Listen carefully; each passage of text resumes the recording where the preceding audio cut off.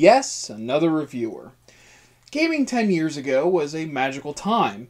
It was before all the modern gear fairs and the calls of wars. It was a very different world.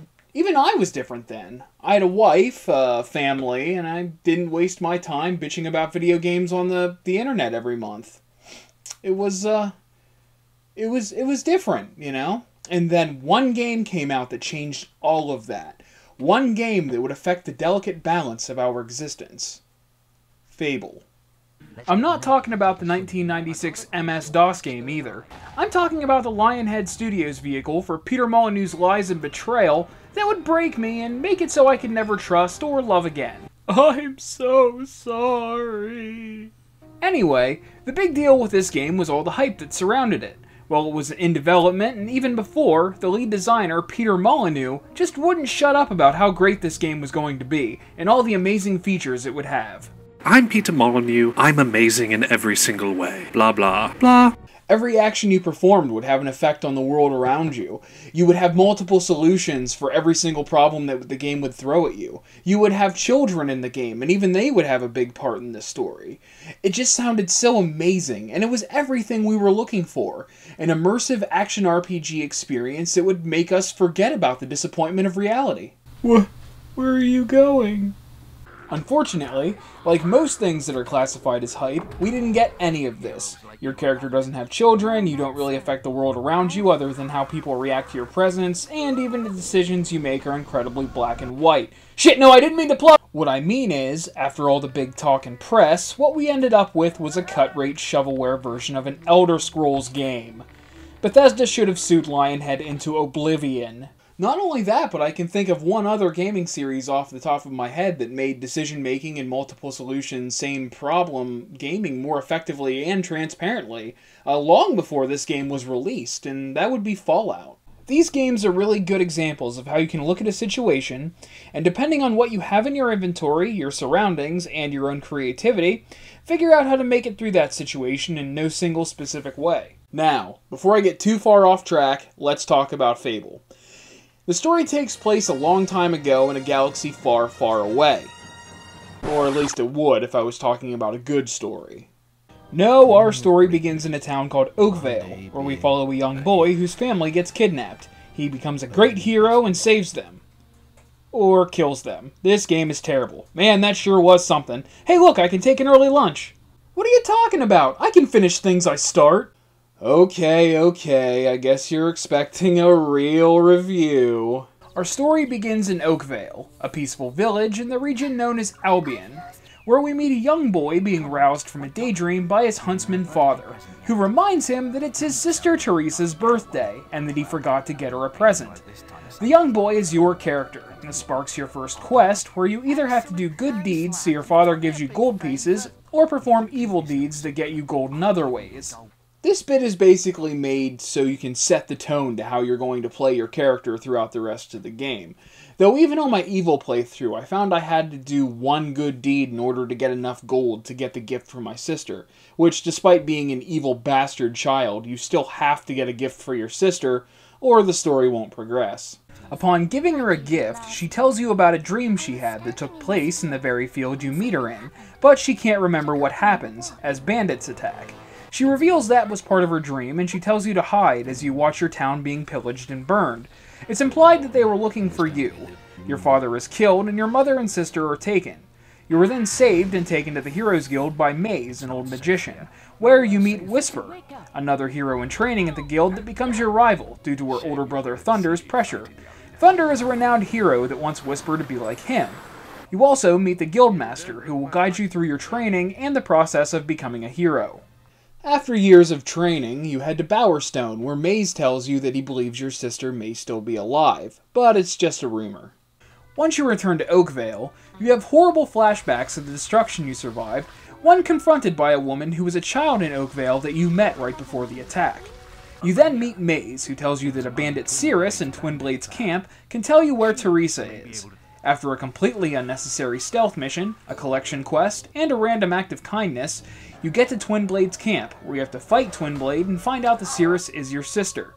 Before Twinblade found her and took her in, someone had cut out her eyes. Then you're given the choice to either spare or kill Twinblade, even though it really makes no difference anyway. After finding the archaeologist for Maze and saving Knothole Glade from the White Balverine, you're sent to fight in the arena, where after fighting through hordes of monsters, Whisper joins the fight as your ally, but in the end, Jack of Blades makes an appearance, decreeing that the two of you must fight to the death. Once you defeat Whisper, you have a choice to kill her or spare her. Either way, you run into Lady Grey, the mayor of Bowerstone, and Thunder, who appear to be arguing over Lady Grey wanting to meet and get to know you. You are then escorted out of the arena through the Hall of Heroes, where you find the statue of the Scarlet Robe, another hero that had once completed the arena, who also happens to be your mother. Jack of Blades approaches you and tells you that after her arena victory, she chose to live a life of solitude, and that Jack wishes to reunite you and your sister with her. He then presents you with the Champion's Seal. Now, as if there hasn't been enough exposition already stuffed into this part of the game, a bandit appears as you leave the doors of the arena and tells you that Teresa wants to see you at the Grey House. Upon arrival there, Teresa informs you that Jack of Blades was the one that led the attack on Oakvale, cut out her eyes, and has imprisoned your mother ever since. She tells you that you have to find the archaeologist so you can find your mother, and with her help, find the sword before Jack of Blades does. You then have to head to the Bowerstone jail, where you find out the archaeologist is being kidnapped. Once you succeed, he tells you that there is a secret path into the prison through the Litchfield graveyard. You find out the secret path is protected by a demon door that will only open for Nostro, an ancient warrior buried in the graveyard. His disembodied voice tasks you with finding his armor, his helmet, his sword, and his shield, that the Gravekeeper had stolen and hidden in various spots in the cemetery. Once you find them all and return them, the demon door opens for you, and you can make your way to the Circle of the Dead, where you have to kill the undead within it to open the door to another path to the prison. Once you find your mother, she realizes you're her son. Before you can escape, Jack of Blades traps you, reveals that he's been tracking you through your champion seal, and imprisons both of you. Jack of Blades is the bad guy? Really? He doesn't strike me as the bad type anyway. I mean, what with the blood-red robes, the sinister voice, and that creepy as fuck mask? I honestly didn't see this coming. Anyway, the game comes back to you in a cell with no equipment, no ability to use your willpowers. You find out from a man in the cell next to you that on the warden's birthday, they have a race where all the prisoners must compete. Those that win get to go to the warden's office. Those that lose get tortured. He also tells you that the warden keeps the cell key in one of his books. Upon winning this race, you find out that the warden is a poet, and subjects you to his writing about his love for Lady Grey. You have to sneak over to his bulletin board without rousing his attention and get the combination to one of his diaries. It automatically causes you to open an empty book the first time, just so you can get tortured and you can get more forced exposition shoved down your throat. You go through the whole cycle a second time, except this time you pick the right book, get the key, and can somehow use your willpowers again after you escape your cell. Apparently if you lose the race your first try, then you'll still go straight to the torture chamber, but you will still find the key on your second attempt if you win that second time. I don't really think it's possible to lose the race, though. Your competitors are pretty slow and, weak and scurvied and such.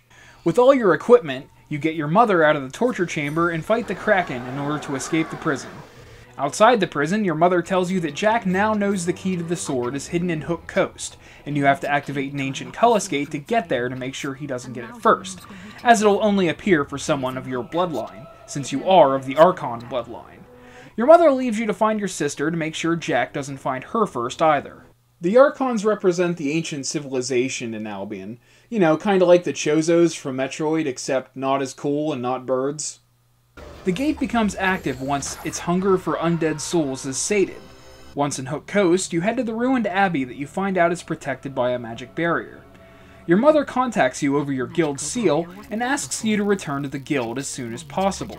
Once you get to the Heroes Guild, you head to Maze's quarters and watch her get kidnapped again by Jack's minions. She urges you not to forget the book that will disable the force field. Unfortunately, you can't read the ancient language it's written in, but the Guildmaster can. You take it to him and head back to the barrier in Hook Coast. Once the Guildmaster disables the shield, you find Maze with your sister, performing a ritual to unveil the key. Jack appears, holds you still, and uses you to help with the ritual.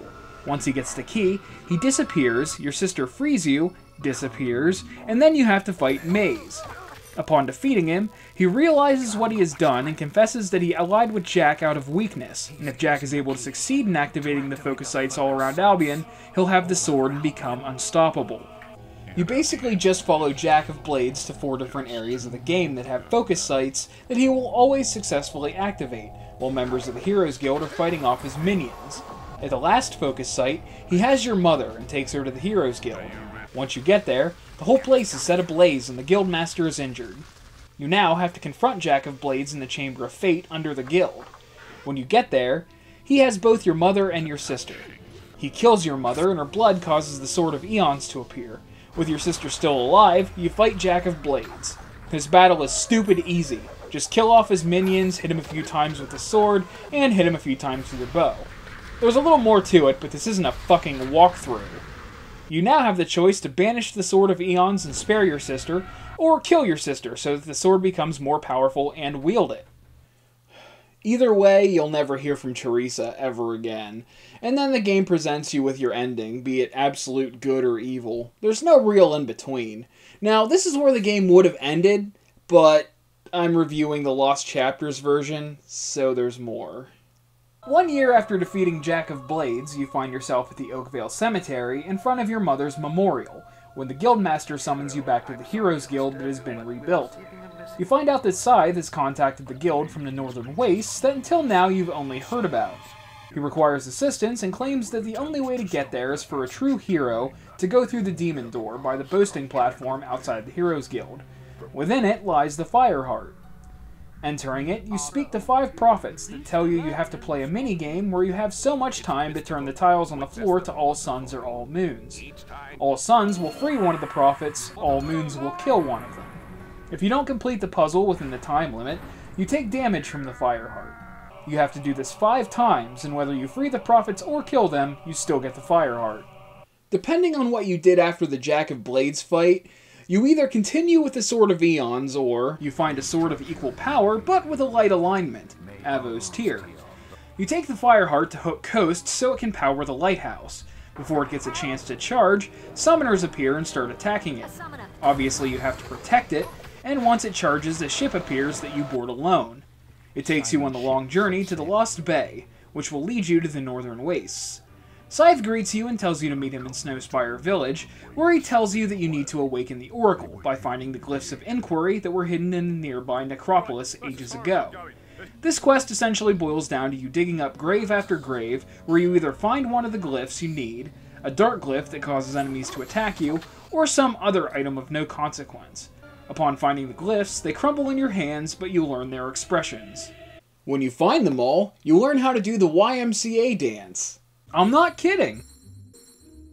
Upon returning to Snowspire and awakening the Oracle, you're informed that you are part of a prophecy to face Jack of Blades' new form. You must use Jack's mask that you won in your last battle with him to unlock the way.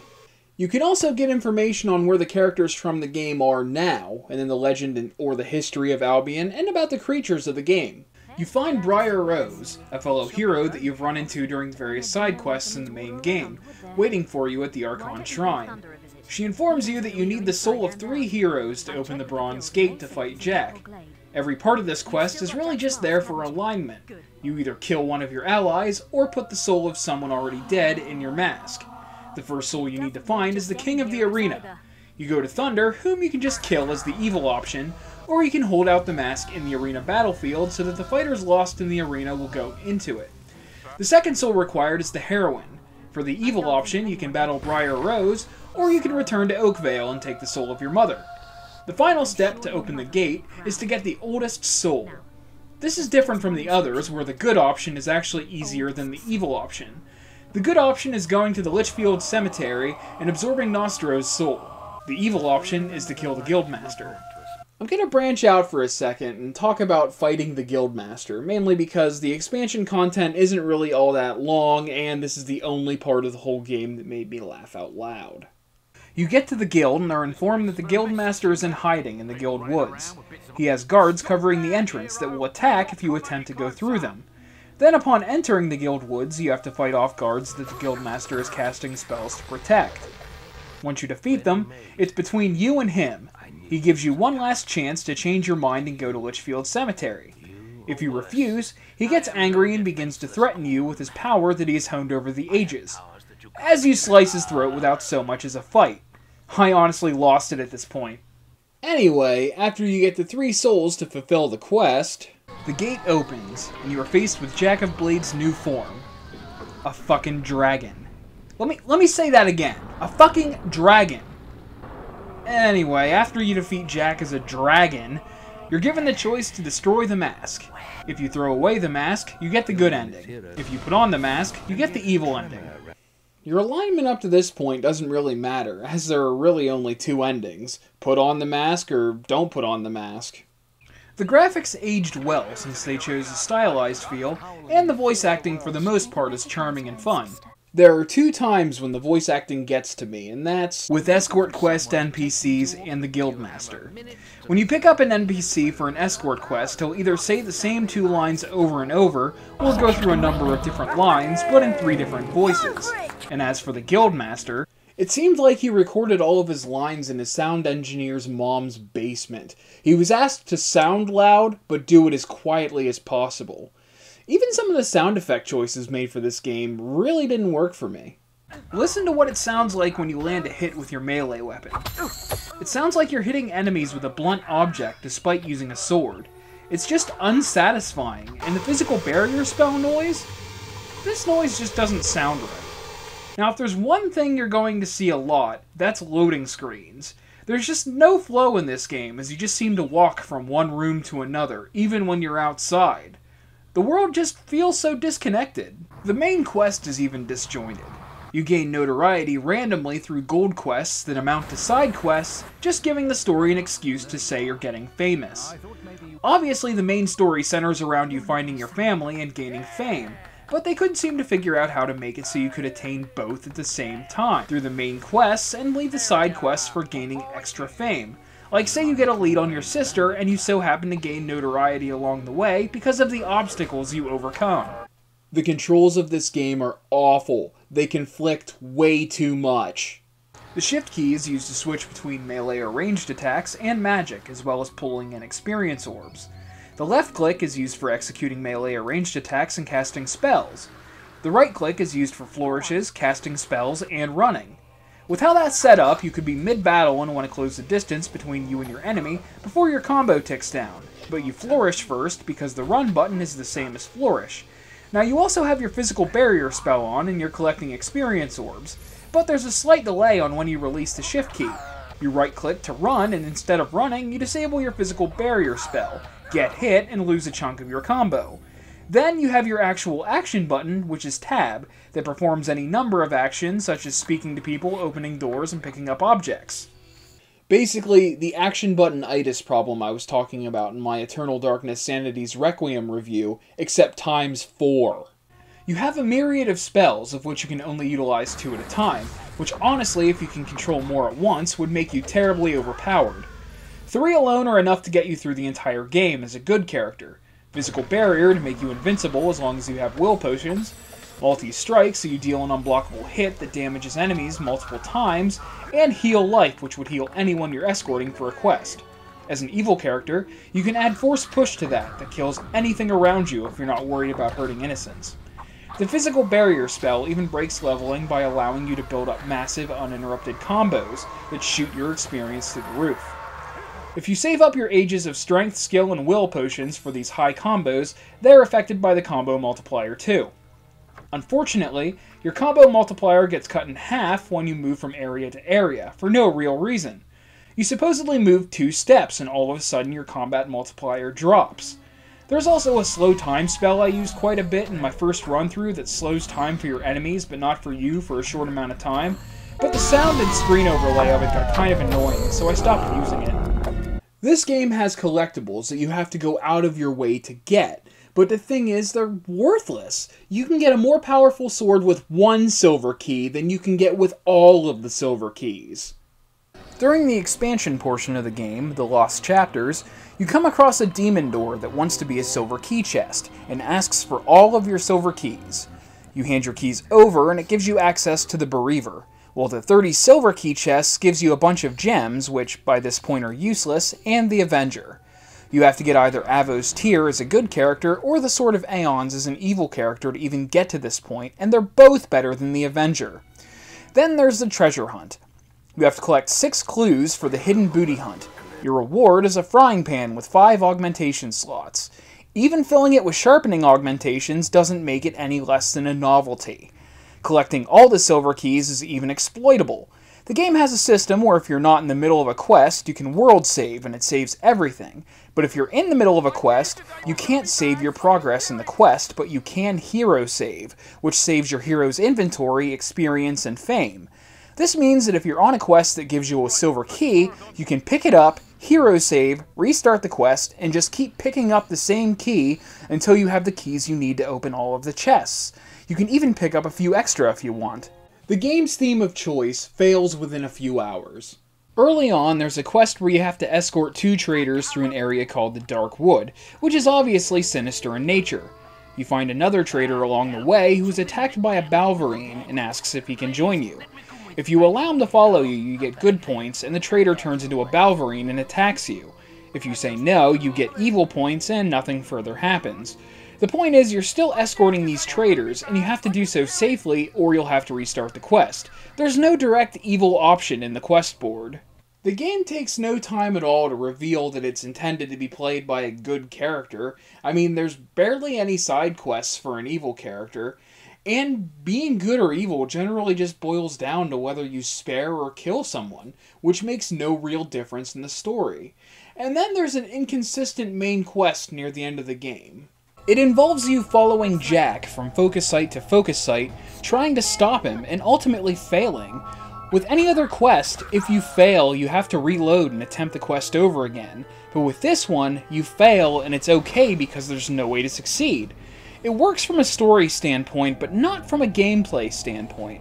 I guess the game gets away with it because the quest is called Try to Stop Jack of Blades and not Stop Jack of Blades. Okay. Last thing, I promise. This game prompts you on everything. You can never possibly forget what button you need to press at any given time.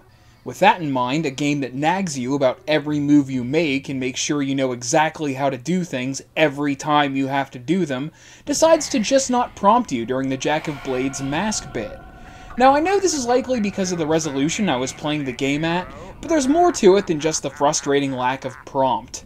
The idea that the whole game is based on choice, that your actions have an effect on the world, yet no matter what you do, this last choice is the only thing that dictates the ending of the story. It doesn't matter what you do at all during the rest of the game. This is it. This one single demonic MacGuffin determines the ending. This fucking game. If I haven't made this evident, I don't like this game, and I've played through the entire thing 3 times now. Both the console and PC versions, good and evil playthroughs, and I stand with my opinion unchanged. I found it to be long, repetitive, and frustrating. The funny part is, the frustrating part isn't that it's hard, per se. It's actually fairly easy. But there were just 1 or 2 bits that were way more difficult than the rest of the game. And it just felt like it kept going and going and going with no real point. I'm just glad that there's no reason for me to ever have to play this game again. I have returned. After an eternity away from you all, Jack of Blades is back.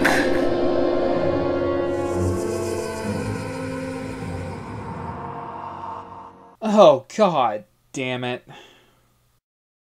Blah.